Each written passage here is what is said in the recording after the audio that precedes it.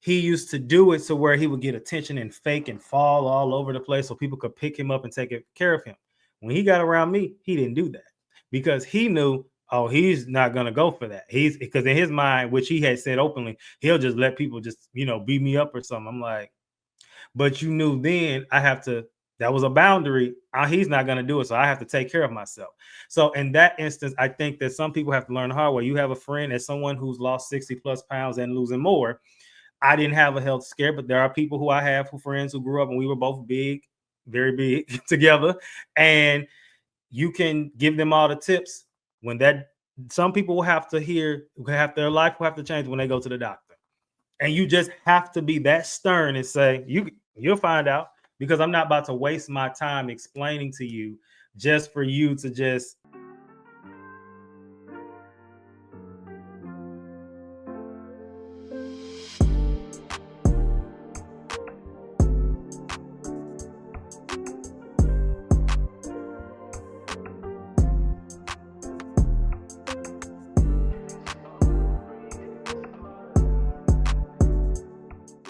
Now I know what you're thinking. What you're selling. Now look, I know you all are on social media every day, especially people who trying to sell a business. You trying to promote your stuff. You trying to spread your message. You got the calling. You got the word from the Lord. All that good stuff, right? But you don't feel like it. You don't have the time to promote the social media. You don't have the time to create the content calendars. You don't have the time for none of that, right? So that is where my new package comes in. And this is called the Trust Builder Package. All right. So this is for those of you who want to create great social media content, whether it's on LinkedIn, Instagram, TikTok, Threads, Facebook, YouTube. All right. And you need somebody to do your captions, descriptions for you that are high SEO, that'll get you pushed out there to the masses and to find your personal development audience, because you are more than likely a personal development influencer. So who does this cater to? Coaches and consultants, faith-based leaders, wellness experts, authors, podcasters, motivational speakers, educators, mental health advocates, you name it. All of you who are trying to see the betterment of your community. All right, this package is for you. All right, hit me up in the DM, email me, reach out on the Nazio platform, and I'll hook you up.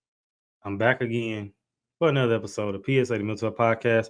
Thank y'all for tuning in again. I'm always consistent, but I think this week or these last few weeks have been we've just been on the roll.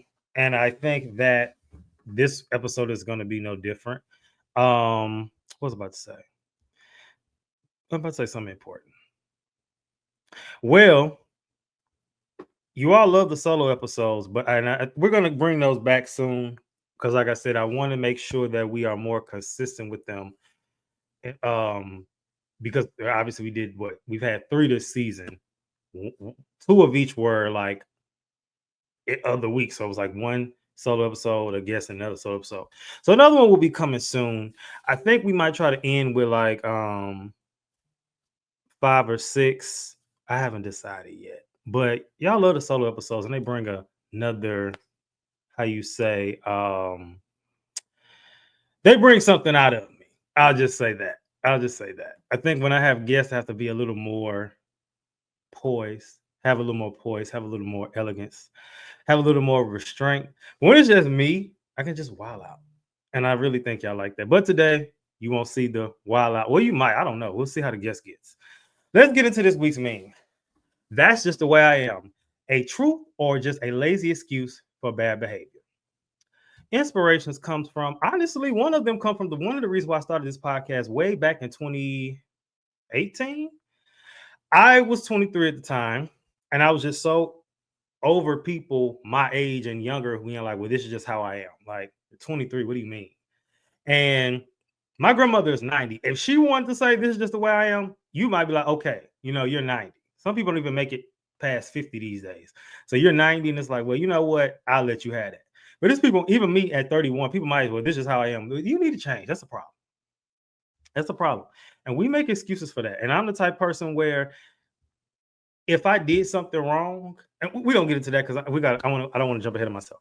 But also Ephesians 4:15, it says, instead, speaking the truth in love, we will grow to become in every respect the mature body of him who is the head, that is Christ. And I think that's good because even when people this is my favorite. When people who are extremely blunt, I don't want to jump ahead of myself, and they're like, well, I'm just very direct. Okay, but and sometimes that's needed, but there's still wisdom in how you do it, because sometimes people are just rude, rambunctious, and obnoxious, and it's just like, oh, you just got to deal with it. It's like, no, you still could have said that a little better. Now, I'm sorry for being stern and not just being rude. And I think a lot of times we think that social media has made that okay, and they have. So let's jump into the first segment for today, which is everyone's favorite, happy hour.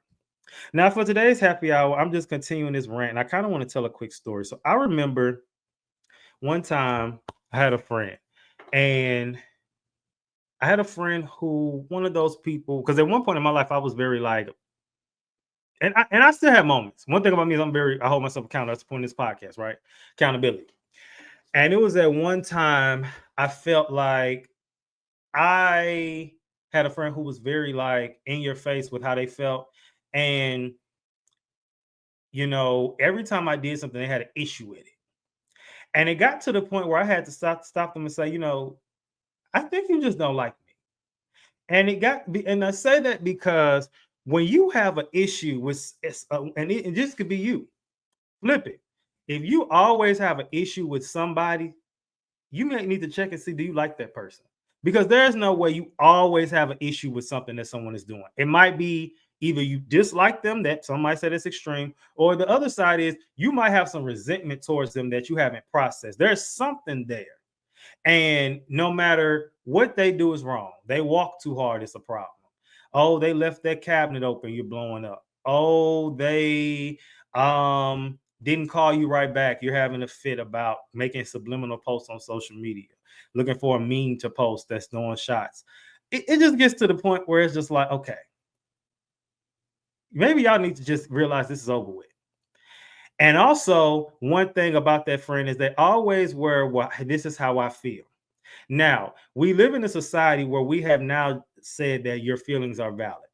I think that is a dangerous phrase, and here's why. Your feelings may be valid, and that's not to say your feelings are never valid, but we've used that to justify all of our horrible behavior. Well, that's just how I felt.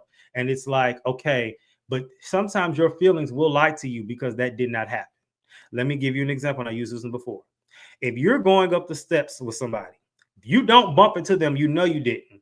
They fall down, they get up and say, you bumped into me, and they're flashing out, crashing out on you, saying, you bumped into me, you made me fall. You're not going to say, your feelings are valid, I'm sorry for pushing you. You're going to say, I didn't push you, that didn't happen. You're not going to just say, I mean, unless you just want to end it and just get sort of shut them up, like, okay, my bad for pushing you. But you didn't push them. So why are you going to agree with them to say, oh, I'm so sorry because your feelings are valid? That may be an extreme example. I don't know. You tell me what you think. Now, as always, you all, usually we have the man-to-man conversations and we have the peer style interviews. But again, we still have our experts on the podcast as well. And today is no different. We have a great expert in the topic of behavior change and how to deal with it. And from this episode, I want to talk about a few different angles. I want to talk about when you holding yourself accountable. I want to talk about holding your friend group as far as men holding men accountable, and also in dating, because sometimes, especially as a man, the way society is set up in the world and 50-50 in social media and women, sometimes we've been taught and conditioned that you just have to deal with poor behavior from whoever you're dating, and that's just how it is. And I don't think that that's fair or right. But also, what if you are the person with the poor behavior as well in a relationship? So we're gonna unpack all that today. So let me introduce my guest, because I couldn't do this alone. Hello, how are you? Great to be here. I loved your opening. You're a bit Thank of a you. philosopher in life. Thank you so much. So obviously YouTube can see you. Make sure if you're on YouTube, you like, rate, and subscribe. But for my audio people, can you tell the people what's your name, where are you from, and where do you live now? Okay, I'm Karen Salmansohn. I mean, I figured, I just thought you were talking to your audience because you're just such, you talk so beautifully. And I was, so Thank I you. Thank am you. Karen Salmansohn. I'm not afraid to talk either. I'm going to keep up with you here. Look, I Uh, believe it.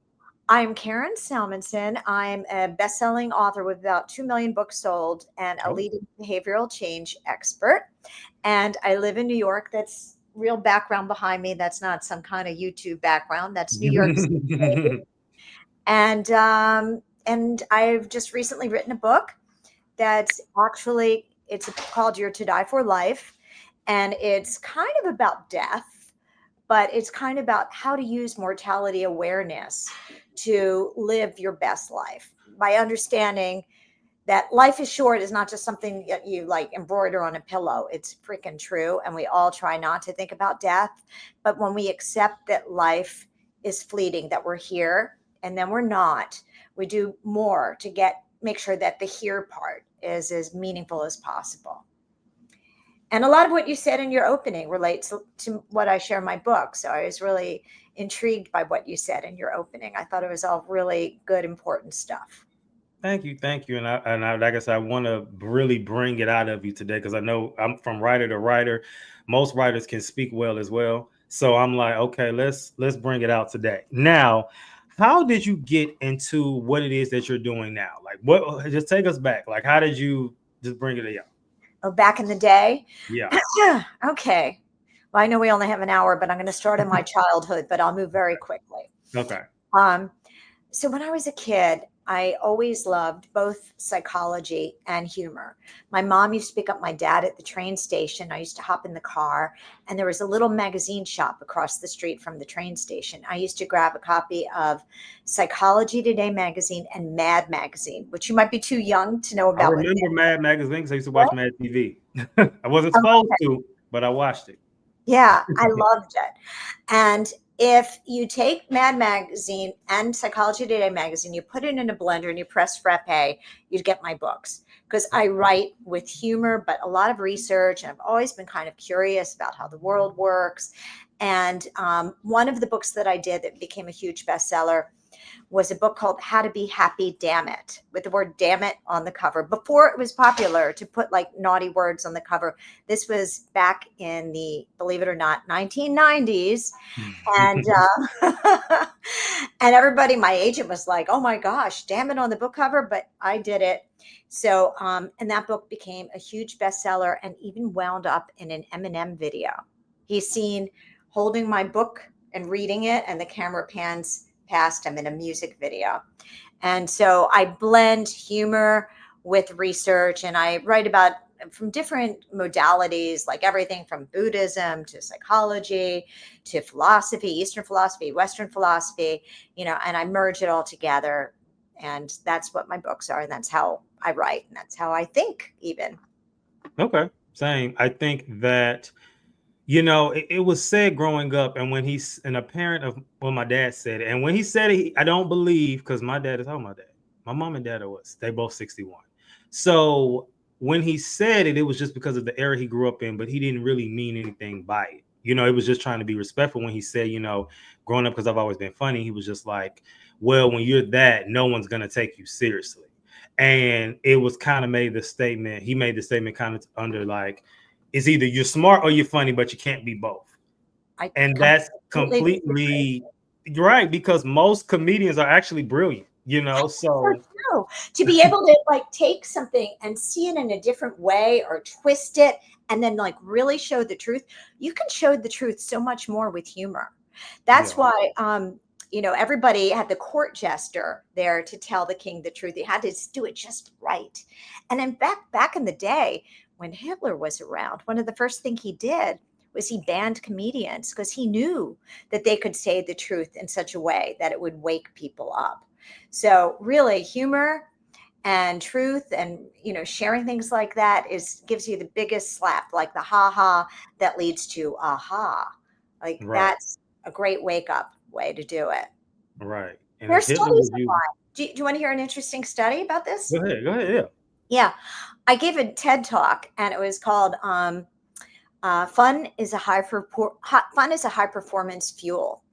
And in it, I mentioned a study where they gave two different groups of people videos to watch. One group was forced to watch sad, depressing videos, and the other group was forced to watch funny videos.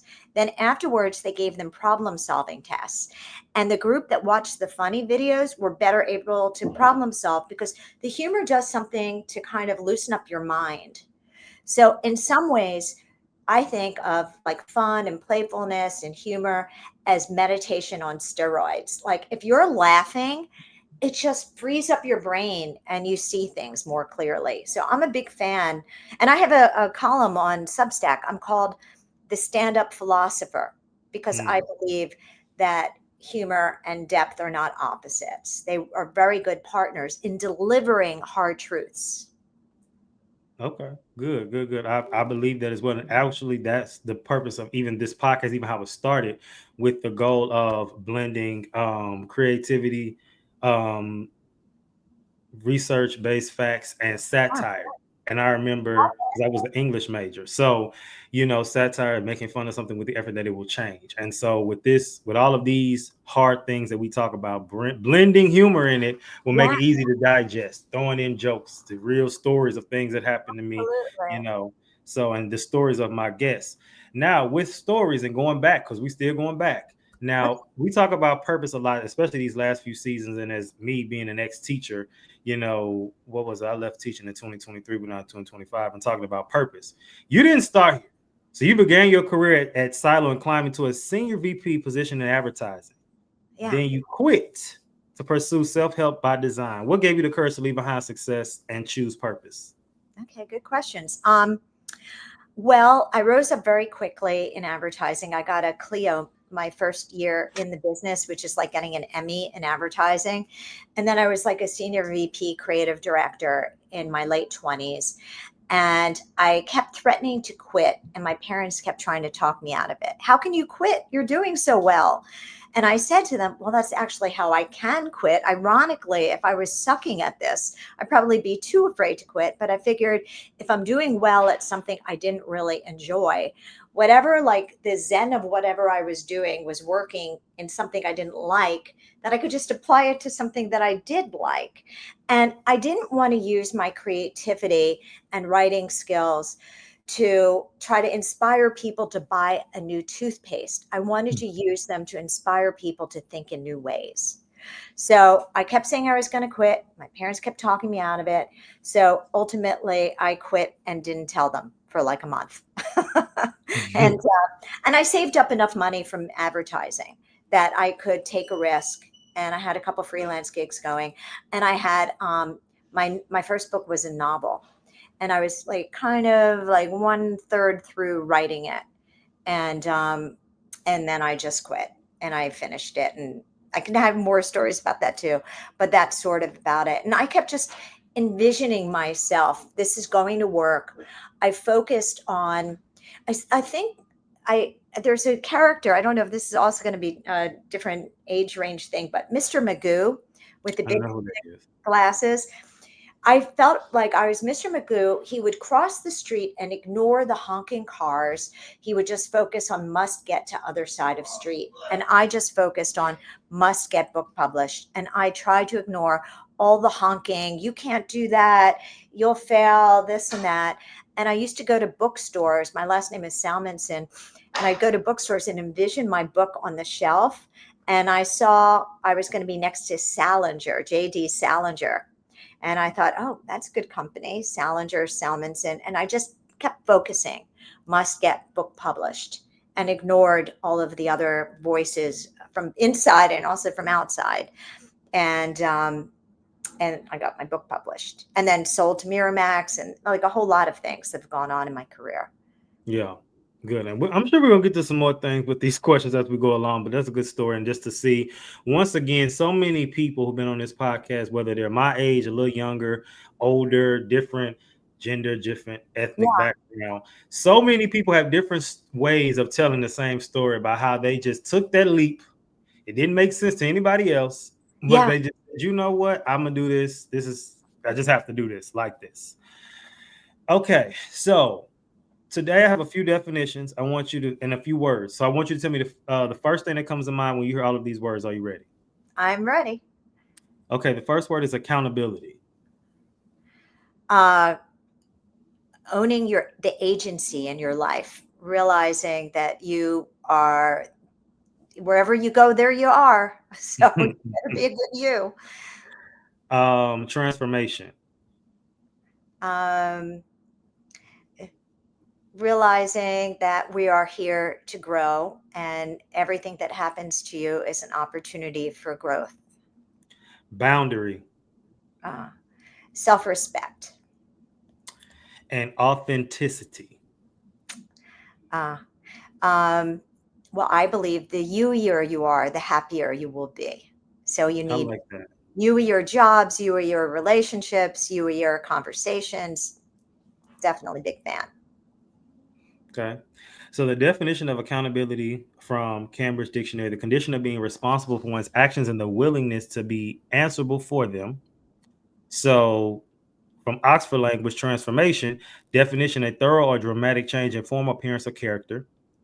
Boundary, it says a limit that defines acceptable behavior, a barrier safeguarding emotional and physical well-being. And then authenticity, the quality of being genuine, honest, and true to one's own personality or values.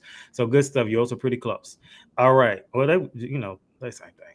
All right, let's jump into the next segment, which is, what does this have to do with mental health? All right, so real quick. So let's ask a few questions, just talking about some things. So when you left, you went to go join, did what you did, and you decided to write your own books. And how did you necessarily get into behavior change? Like, what happened to you that made you say, because you heard my background, so what happened to you that made you like, I'm really interested in this, whether it was with yourself or with others or both?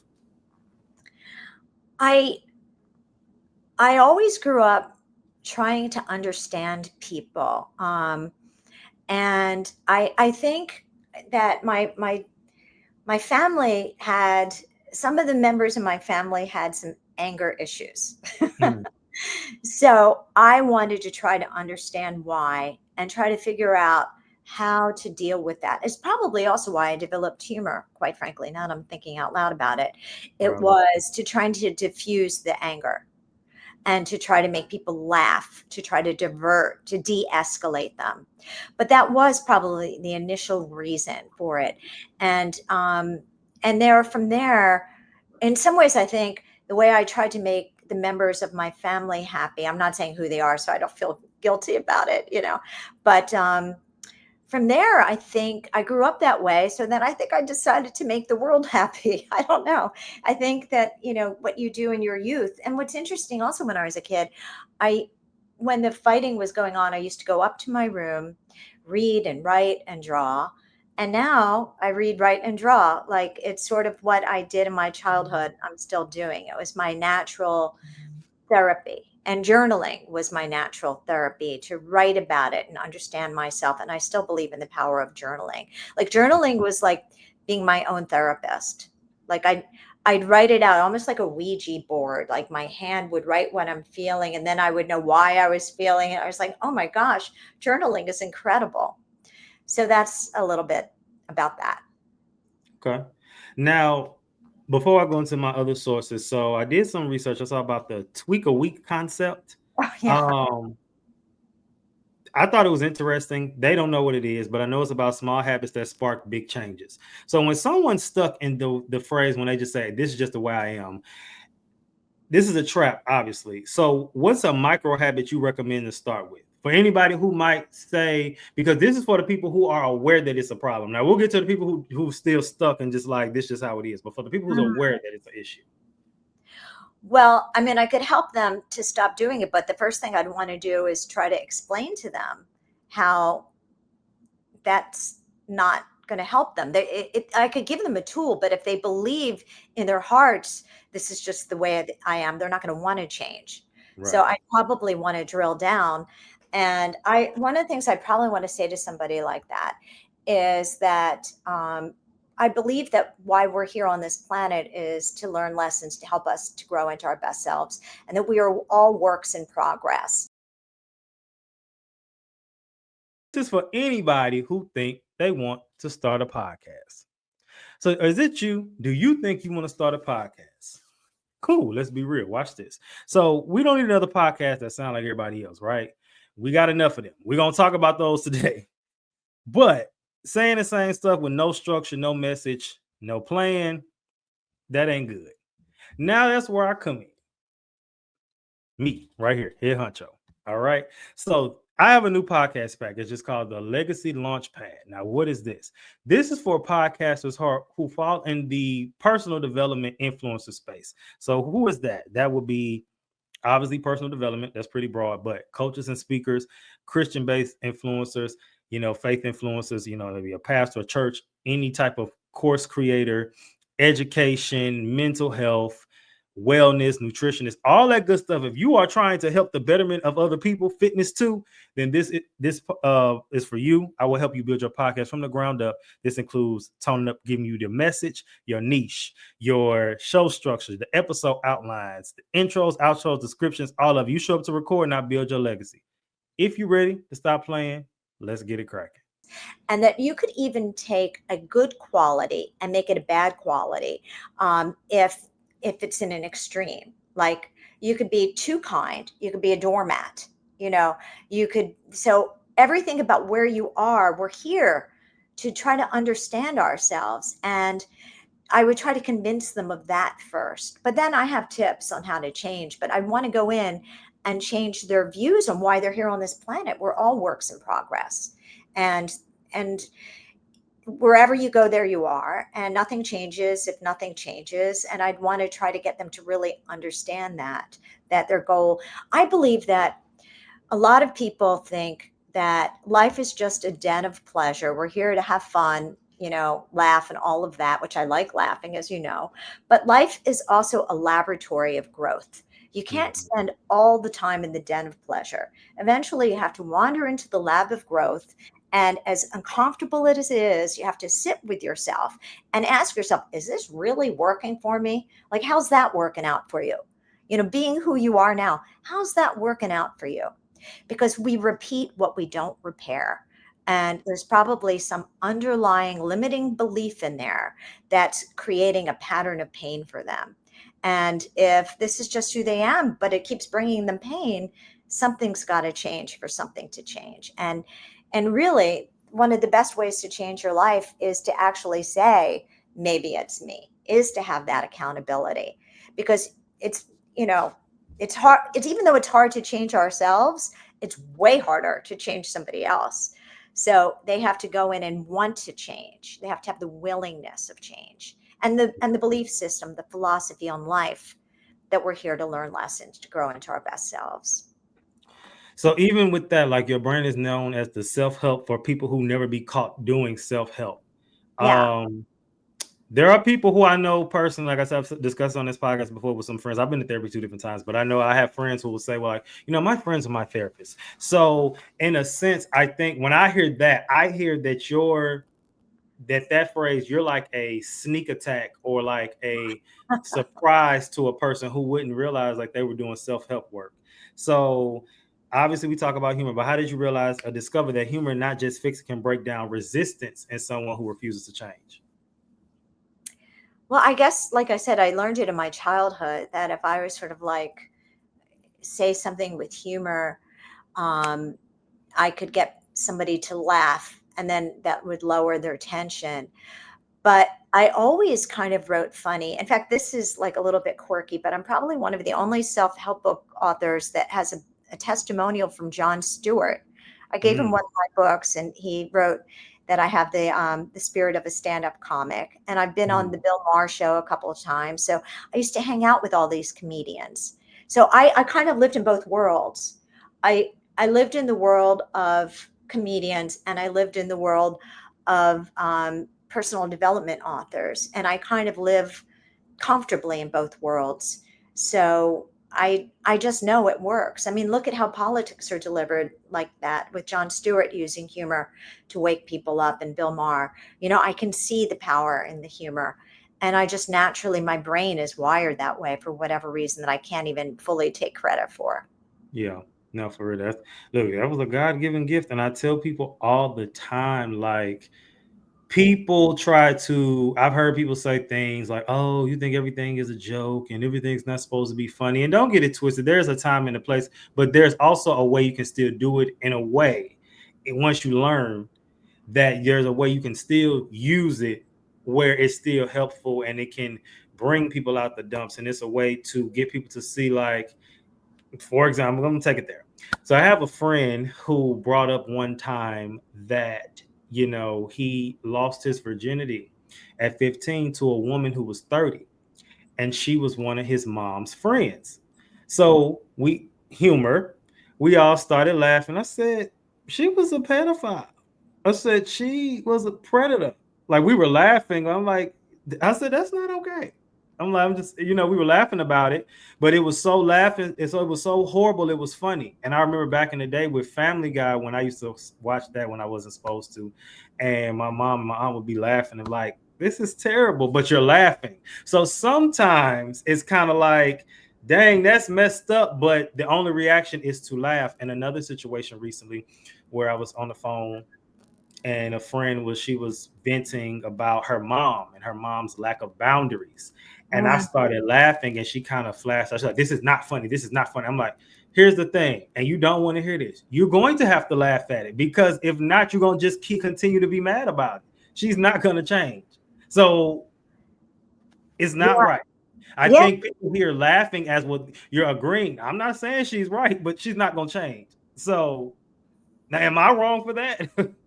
No, I mean, some people aren't ready, Yeah. but I almost feel it's a sign that you've healed or that you're open to healing if you're open to finding the humor. And I always tell things, I've always told repeated bad things that's happened to me in a funny way. Like I wrote a book, Prince Harming Syndrome, and I called my ex Prince Harming. And I said he went from jackpot to jackass. And like I just started like saying these things. I mean, Mhm. it's just sort of how my brain is wired, and it does help me to feel better. But at the same time, I'm going to tell you something else, that if you laugh too soon and you don't process the pain, Mm, that's not good. yeah. And again, it's like the same of extremes. Like something good can be something bad. Being kind, you don't want to be so kind you're a doormat. And Right. humor, you don't want to laugh so much that you don't let yourself process the pain. So I want to say that because there were times in my life that I went straight to the funny, and I needed to really sit with it and let Yeah. myself heal. So I want to throw that into the mix here. Yeah, definitely, definitely. It's accountability is all we're here for. Yeah. Okay, so got some tips for mental health about how this topic relates to mental health. So, micro habits boost mental health and empower change. According to Business Health Trust article, micro habits that matter, small and consistently repeated behaviors, micro habits can markedly reduce stress and improve mental health. These tiny shifts can build a person up, which fuels behavior change over time. I like this one. Friendship accountability supports men's mental well-being. According to Primrose Lodge blog, how male friendships support mental health. Genuine male friendships where men can be honest and held accountable promote emotional resilience and mental stability. 3, boundaries safeguard emotional health. According to the Mental Health Center's post, Boundaries in Mental Health, it says lacking clear personal boundaries can lead to burnout, emotional exhaustion, and stress. Setting and enforcing limit protects mental well-being and strengthens relationships, including ones where we might excuse that's just how I am. So here's the thing with that's just how I am, which I'm gonna call myself out and then I'm gonna call somebody else out. So one thing about me is I used to be a doormat.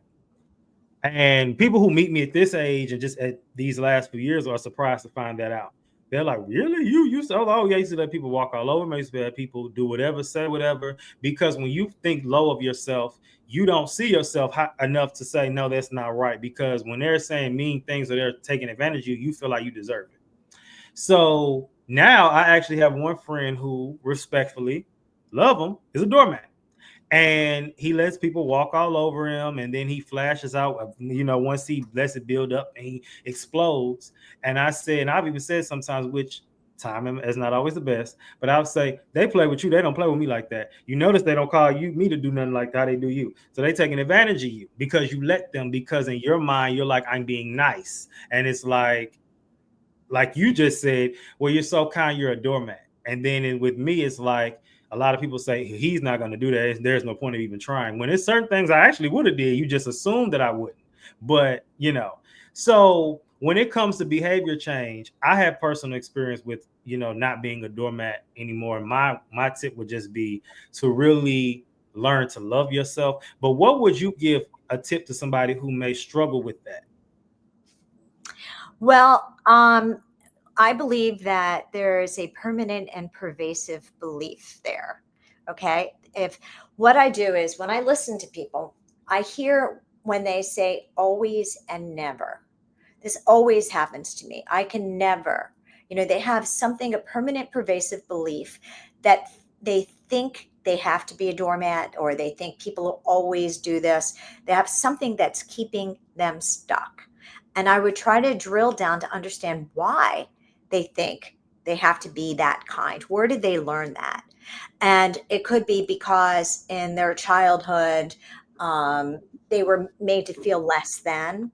It could be that they grew up with a parent that wasn't kind enough. I've seen this happen a lot, where sometimes the pendulum swings too much. Well, I'm not going to be like that parent. I'm going to be super kind. And then they go too far, and the pendulum has to swing in the middle. So I would try to understand what the permanent, pervasive, what the limiting belief is that makes them think that that's the way to be in this world, and then try to undo it. So there's some probably person that they learned this from, either by not wanting to be like them, or being treated in a way that made them feel like that was like their survival skill, must be Mhm. format to survive. And I would try to dig around and try to figure out why they are that way. Okay.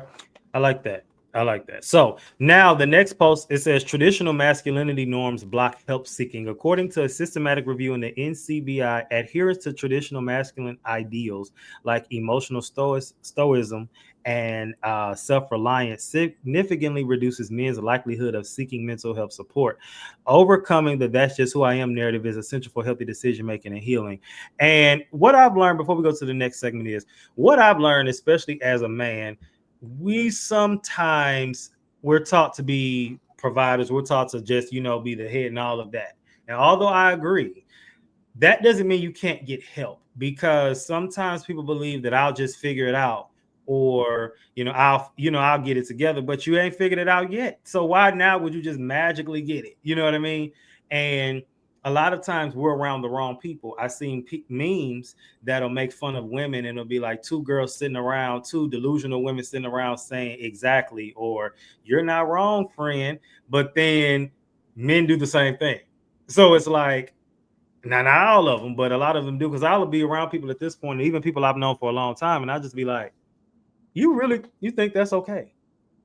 Like, you really think that's okay? And even the phrase of, I like when you said, they'll say, "well, this always happens to me."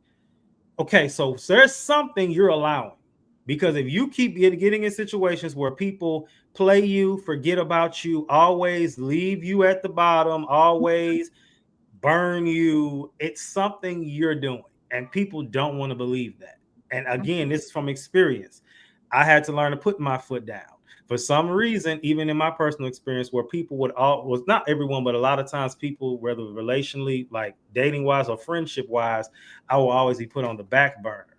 But then all of a sudden, when I either just cut this person off completely, stop talking to them in some way, remove myself, all of a sudden they're all in my face like, "hey, what's going on?" I'm like, so why did I have to do that for you to do that? Why did I have to stop? Because see, what you thought was he'll always be there, so I can just kind of leave him like that.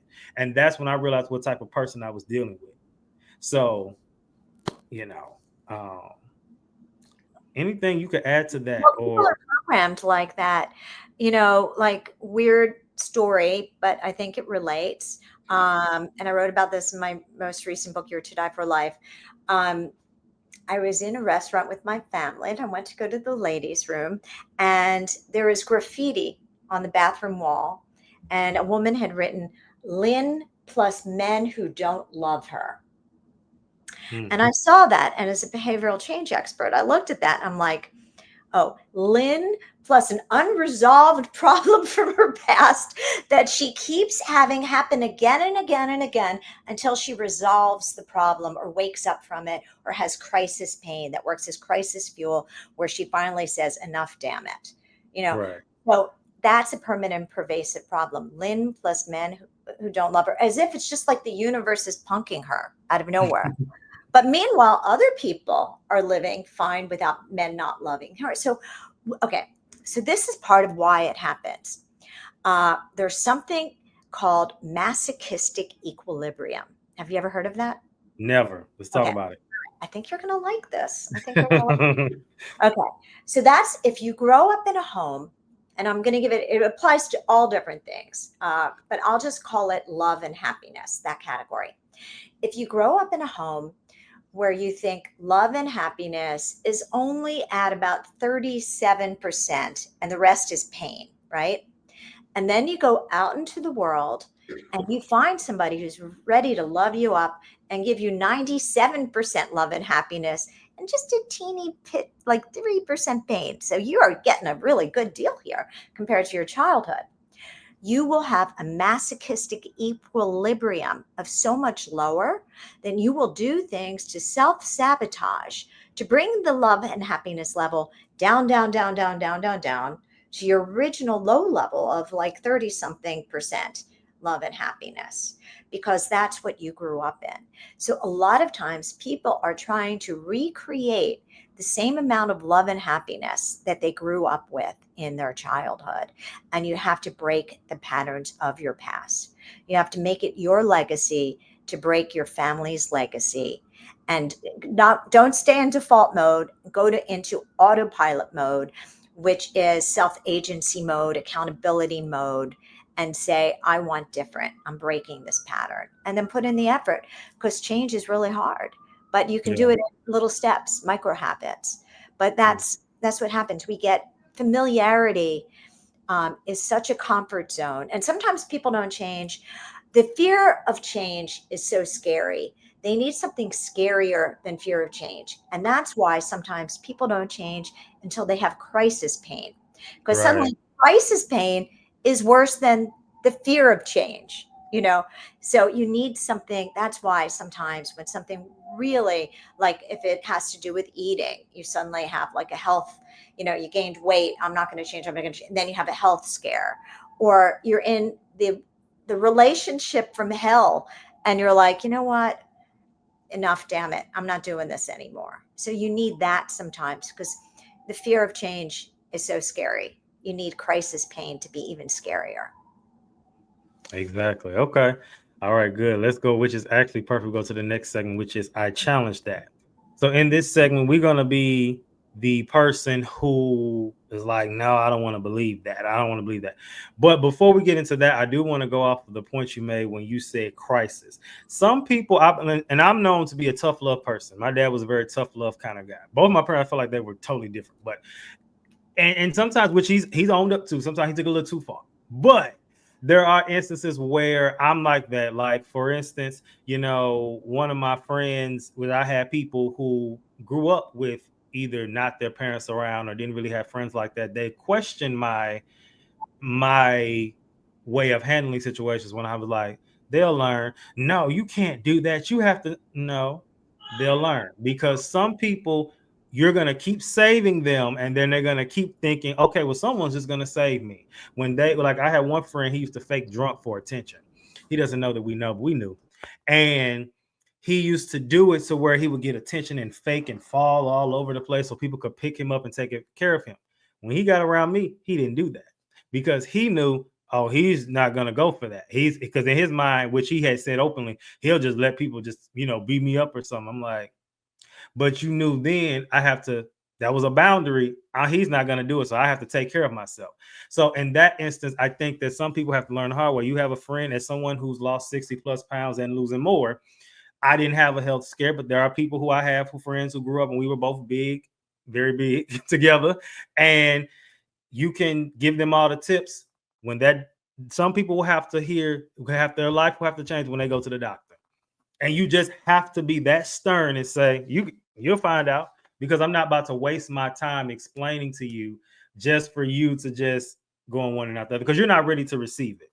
So before we get into my questions that are a little, on edge, you talked about your book again, which is great, because this is my next question. So Okay. your book, To Die for Life, centers on mortality, awareness, and mindfulness. So for men tired of their own habits that built the old me voice won't shut up, how does mindfulness unlock transformation? Okay. So my book is about realizing that we're here on this planet to learn lessons to help us to grow into our best possible selves, and thinking about what you want your life to stand for. And I know you're young, but someday you're going to be, old, and future you is maybe going to be pissed off at 30 something you if you didn't live your life right. So, how do you make sure you don't piss off future you? So, I looked at the top regrets of the dying, and I reverse engineered them to make sure you don't wind up with the top regrets of the dying. So a lot of them were, I wish that I had lived truer to myself. There's authentic, right? I wish that I had expressed myself more honestly more often.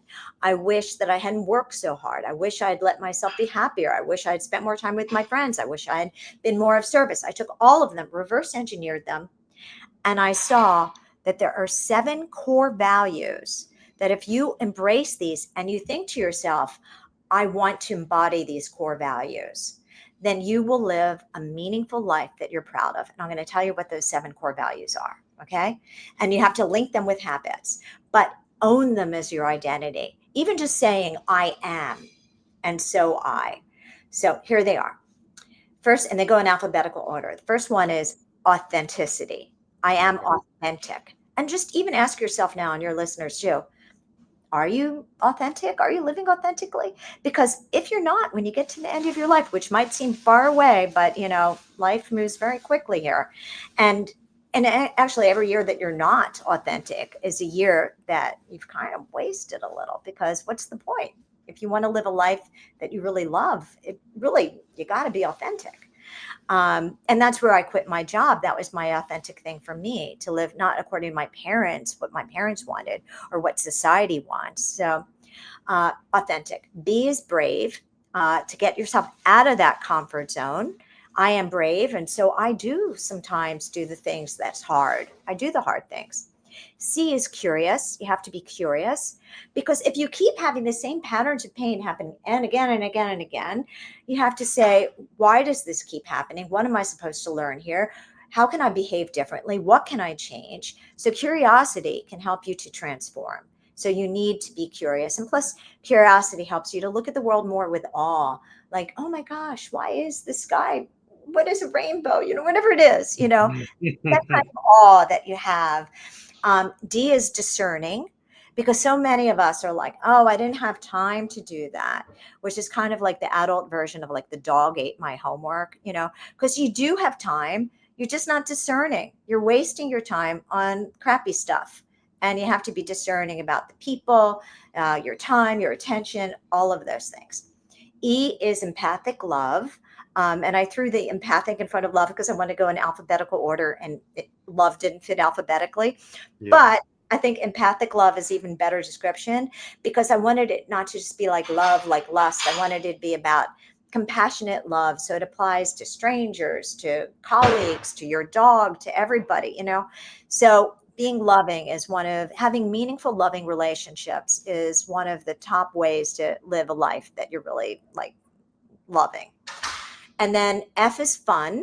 And that's a core value, believe it or not. I Yeah. know it doesn't I sound like believe a core value, because people that get to the end of their life and they're like, I wish I hadn't worked so hard. They need more fun in their life.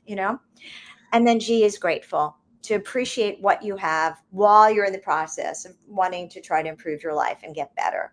And just looking around and having gratitude for what you have helps you to enjoy your days more and helps you to be more loving, because you can't be a bitter person and be loving. You can't be a bitter person and have fun. So they all kind of work together. And so, with those 7 core values, if you make sure you're living them every day, you're going to have a life that really excites you. And if you look backwards at the problems in your life, like if you ask yourself, who do I need to become to? And then you think of something you want. Who do I need to become to, write that book? Or who do I need to become to stop fighting with my partner? It's usually a core value at the answer. You need to be more patient. You need to be more honest. You need to be more. So I know it's weird to think about it, but it's always about your core values. I Yeah. really believe that. Yeah. So with all that, I really like all of them. because we talked about all of them before. One thing I don't actually, as though you could probably, most people can tell with me, but I don't talk about as much, is fun. Because when I was a teacher, I was always the fun teacher, right?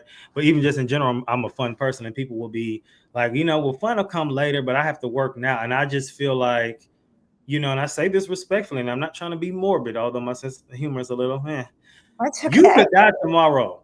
Like literally, people are dying out of nowhere. So, what would you say when you get to the pearly gates and you could have did this, this, and this? Oh, I didn't want to do this because I had to go to work. And people will get mad at me when it comes to work and jobs and all of that stuff. But I just feel like y'all will work yourself sick for a job that will replace you tomorrow. And some people, one girl I was friends with, used to be friends with, she was a full-time entrepreneur. She loved her job, or she loved what she did. And I'm like, yeah, but what happens if you can say, you know what, I'm gonna take off today and I'm gonna just go do this. You can do that. That's life. Life is not supposed to be just work and stress all the time. And when I make the phrase, and I've said it, and some people say it's selfish, and I was like, you're not gonna stress me out. I mean that. Now you can take that a little too far sometimes too, but that's my favorite phrase. You're not about to stress me out. As soon as you start stressing me out, I'm out. But at the same time, you can't use it as an excuse to like not listen to people either. And I think sometimes people will overdo that. So now a few questions I want to ask before we go to the final segment, just because we are in the challenge that section. So say I'm somebody you're working with, right? Okay, so you've already said, well, this is just how I am. You know, people are always, what would you say to somebody who's like, well, what, people always forget about me. They never remember me. An ignorant person might say, well, be more rememberable or be more memorable. We can't say that, but I mean, you can, but but what would you say to somebody who's like, well, people always forget about me and they never they always, put me last? What would you say to somebody that says, this is just how it is, to that? Well, that's the permanent and pervasive thought. So again, it's like a two-step process, because I'd want to understand, I'd want to kind of get to the root of it and like pull out the roots. Like, well, where did you learn that? Like, unfortunately, it's usually your family of origin. So I would want to unknot that. But then the other thing that I would do is I would have them do what I call a stop and swap. Okay.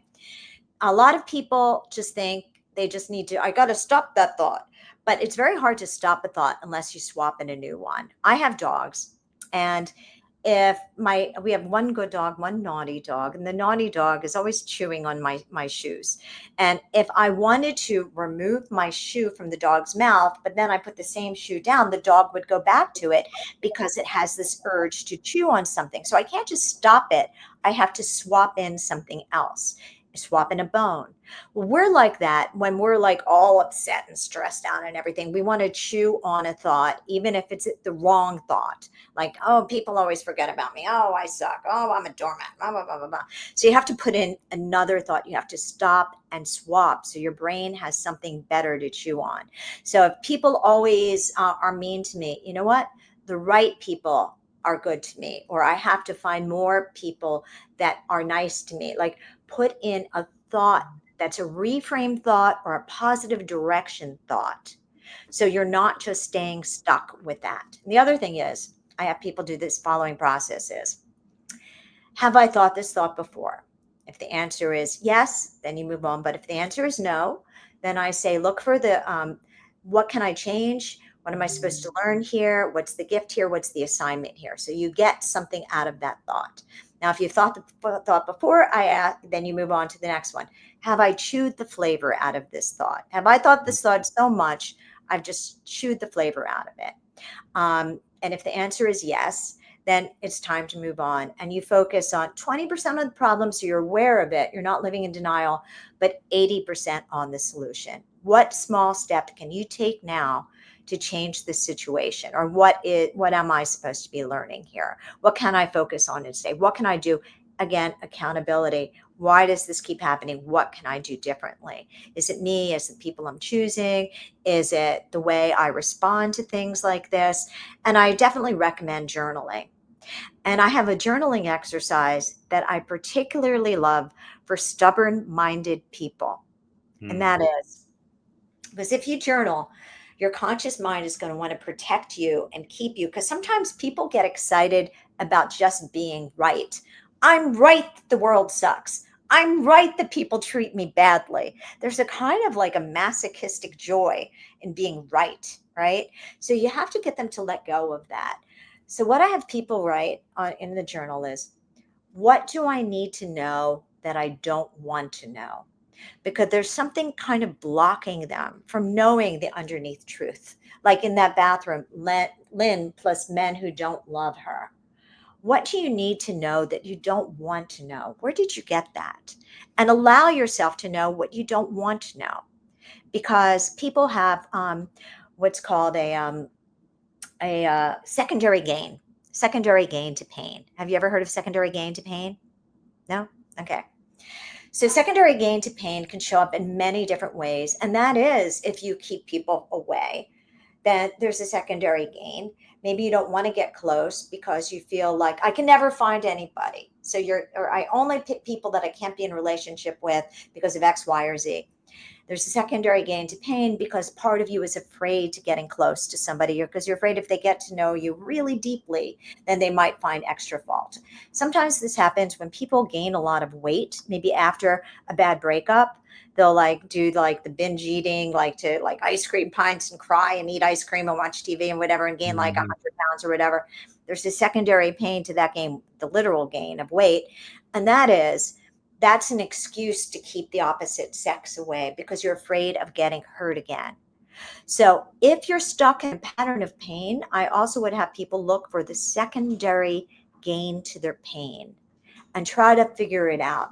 What are you kind of getting out of that? Of having this repeat story, this story of, oh, I'm always going to be alone. I'm a lone wolf. Like, what do you get out of it? Sometimes is you get to remain mad at the family of origin and you say, you are a bad family of origin. You messed me up. It's your fault I'm this way. And then that's a secondary gain to the pain, the joy, the masochistic joy of being right. You sucked. And then if you recover, can you really be mad at them? Because, hey, I'm pretty happy. Do I have the right to own my anger at my family of origin? So you really have to get curious and try to figure out why you're wired the way you are. And a lot of it is about, making peace with your family of origin and deciding that you, as you said in the very beginning, are going to be self accountable to the life that you have. It's your life. It's up to you to live it your way. At a certain point, you are the one running the show, not your family of origin anymore. And you have to take accountability for your life. Get out of the default, get out of the autopilot, and grab the steering wheel of your life in your own hands and take your life where you want to go. So first of all, everything she said just really killed every other question in this segment, because it all centered around, I was going to ask, like, what would you say to the person who says, I keep dating women that take advantage of me?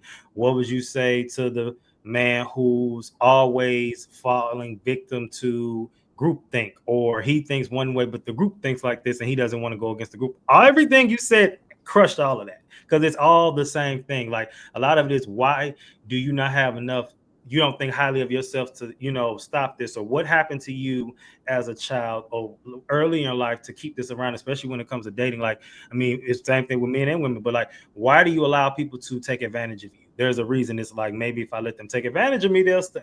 You hate when people just leave you. It's something, and you have to get to the root of that. So, good stuff. All right, let's go to the final segment today, which is the weekly sabbatical. And in this segment, we just kind of reminisce on some things. And like I said, we closing things out. So you talk about subconscious stories that hold people back. What's a story you believed about yourself in the past, and how did you rewrite it? Oh gosh. A story I believed about my past. Um, I guess I did grow up in my family of origin wanting to be the good child. And I finally did break that I think I'm going to word it this way, that the opposite of the good child isn't the bad child. It's the authentic child, like good men doing it their way. And in some ways, at this point in my life, I've renamed myself the fuchsia sheep in the family. I'm not the black sheep, but I am the fuchsia sheep. I Okay. did things my way, but that didn't make me bad. It made me authentic. So, me not doing the normal career path, me moving to New York instead of staying in like the suburbs of Philadelphia, me waiting to get married when I wanted to, me um, traveling Europe by myself when they said not to do that. That it didn't mean the opposite of being the good girl wasn't the bad girl and it wasn't the black sheep. It was just being the fuchsia sheep. It was being me. And I just owned it. And that's who I am. Okay. We love to see it. So, all right. So, the one point I want to make is the talk of stop justifying wrong behavior. So, this comes from a verse. I think it is what I know. Well, we're going to do holding each other accountable. So, this comes from Galatians 6:1. So, brothers and sisters, if someone is caught in a sin who live by the Spirit should restore them gently, but watch yourselves, or you may also be tempted to carry each other's burdens, and this way you fulfill the law of Christ. So, with that, what I want to say is when we talk about holding each other accountable, again, like I said earlier, there's some people who just like I saw a meme. It was just like I can't be around passive aggressive people or weak people because I'm just too direct. Are you too direct? Are you saying it in love? Because this whole conversation that we've had is well, really on your end, I'll say more than me. You were very stern, and it was still in a way that was digestible. It was still, in a way where you could still hear what you had to say. You weren't coddling, but you were being, upfront about it. And I think that sometimes we are we're this especially in America, we're extremists. We're one extreme or the other. We're either extremely weak or we're too aggressive. It's like there's no balance. And I Right. think I think that a lot of times it's easy for us to just, even okay, let's go back to the challenge section, right? With the people that we're dealing with. And like I said, I talked about the relationships. I talked about, the dating and all that. A normal person might think I'm gonna cut you off completely. When in reality, you might just have to hold this person accountable. And if they don't listen and if they don't respect your boundaries, that's when you say, all right, I'm gonna have to leave this alone.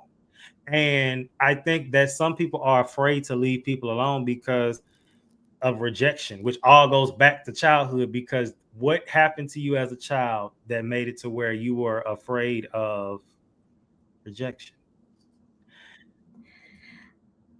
I have something to say. I think it is what you want me to answer. So I'm going to say it. Go ahead. Um, John Gottman runs something called the Love Lab. I don't know if you've heard of it. He's amazing.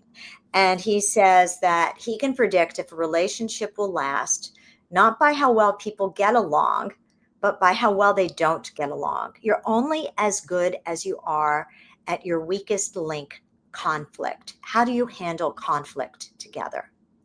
And there are three ways to handle conflict. One is fighting, but guess what? That's not the worst way. Two is stonewalling, where you don't speak up, you say nothing. And those are the couples where, like, oh, it looks great. And then they break up out of nowhere because they're not talking honestly, they're not talking authentically.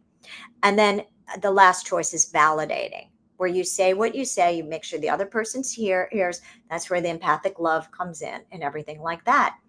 And so he says that you need to be in a relationship where you can each listen and validate and put in the repair. He also said that couples that stay together have a better ratio. They fight just as much, but they have a better ratio of what he calls nice to nasty moments. For every nasty moment they have 3 to 5 nice moments. They put in the work of repair. So when I read this and process this, I think to myself, and also I have certain beliefs that I believe in. A lot of them come from Stoicism and Aristotle's beliefs and everything. And I believe, as I keep saying here, that we are here on this planet to learn lessons that help us to grow into our best possible selves.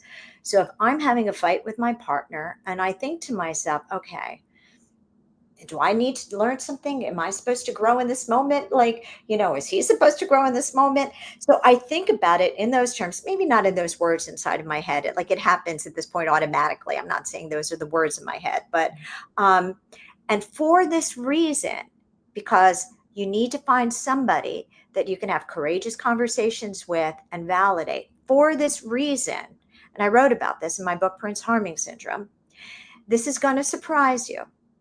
The number one quality that you should look for in a partner, and when I ask people what they look for in a partner, they usually say, oh, sexy, successful, funny, before those things, before everything else, because you could find a sexy, smart, funny, you know, hot, whatever. And if you're going to fight with them all the time, you're not going to be happy, right? So those things don't even matter if you don't have this first. Number one thing you should look for in a partner is the partner should be willing to grow, and you should be willing to grow. So when you have a conflict, you can talk to them and they will listen to you with the ears of somebody that's open to think, maybe it's me. Am I supposed to learn something here? Geez, I really do value becoming my best possible self. That they can leave the den of pleasure. Relationships are not just den of pleasures. Relationships are the ultimate laboratory of growth, and especially love relationships, because those are so intimate. Those are there to be a lab of growth. If you just think a relationship is den of pleasure and you don't accept that a relationship is also a laboratory for growth, it's not going to be like a long-term relationship, because relationships do take work, and it not doesn't have to be a lot of work. Again, watch the pendulum swing. If it's Right. constant work, but there's going to be some work there. And you not only have to look for somebody who values growing, you have to be somebody who values growing. So when you get to those conflicts, again, John Gottman says a relationship will not last depending upon how well you get along, but by how well you don't get along. When you have those conflicts, you will deal with them in a way where you can really listen and look for, do I have to grow here? Do they have to grow here? Do we have to grow here? And that's what you need to know about relationships. And I think that kind of answers your question. No, it definitely does. I mean, it's just that's the main thing. I think, and I want to say this, especially amongst men, especially at this age and a little younger, are hell bent on pleasure. You know what I'm saying? Alcohol, sex, Get it? weed, and I had told somebody, a friend of mine, that, like, oh, I wasn't really having sex. And he was just like, what? You're young. You're supposed to be doing that. And and it's just like, I get that people have moments and things, but I feel like when you just do whatever you want, whenever you want, are you really disciplined like you think you are? And some people have their moments where they have their things where they don't have discipline in. They may be disciplined in eating. They may be disciplined in, working out, and financially. Then sexually, they just all over the place. And men are taught that that's okay. When now that they're showing, and statistics are showing that this is actually problematic too, because they'll just say, well, I'm built for this, but you're really not. And that's okay. Now, let's give these last little points for today. This one comes from Proof of Faith. Stop making excuses for your behavior. According to Proof of Your Faith, hypocrisy is epidemic when we call out others but ignore our own faults. Excuses keep us in denial and stall spiritual growth and relational growth. Calling out poor behavior, starting with yourself, is necessary towards inner integrity and mental clarity. And then I like to read this one. Made of Steel, 5 benefits of Christian accountability partners. According to Made of Steel, Christian accountability partners help each other grow in faithfulness, confession, and obedience. These relationships guard against stagnation, promote emotional resilience, and anchor behavior change shared in spiritual truth. And yeah, that's what I'm going to end it with that today. Okay, let's get to the question or challenge for the week. Are you owning your behavior or hiding behind it? This week, call yourself out at least once when you start to make an excuse and replace the "that's just how I am" with one small action. Before we go today, it's been a great conversation. Anything else you want to add? You want to promote, say any of that? Oh, thank you. Sure. And I did have fun. I really had a lot of fun talking to you. You had I a think great you're time. great. Thank you. I think you're great. I mean, sort of interesting how people that come from different age ranges and, I relate to everything you're saying, and it matches the kind of, with like even the quotes that you were reading. I'm like, I could get behind. Yeah, I believe that. So I was like right with you the whole time. Thank you. Um, so I guess I want to shamelessly promote my new book. It's called You're to Die for Life: How to Maximize Joy and Minimize Regret Before Your Time Runs Out. and it's available every place books are sold. And I also have a website called you're-to-die-for-life.com. But my last name is Salmansohn, and everybody mangles it. They're always going Karen Salmansohn, and I'm always saying not salmon, not salmon. So my website, my main website is notsalmon.com. My Instagram is not salmon. My Facebook is not salmon. My Substack is not salmon. So if anybody wants to follow me there, that's how you find me. Okay, and all of her stuff will be in the bio, so make sure y'all check that out. All right, thank you again for coming on. This has been a great episode. PSA signing out. Always remember, keep your head up like your neck hurt. Remember who you are. Make your mind up. Don't let it make you. And remember, as always, I love us for real.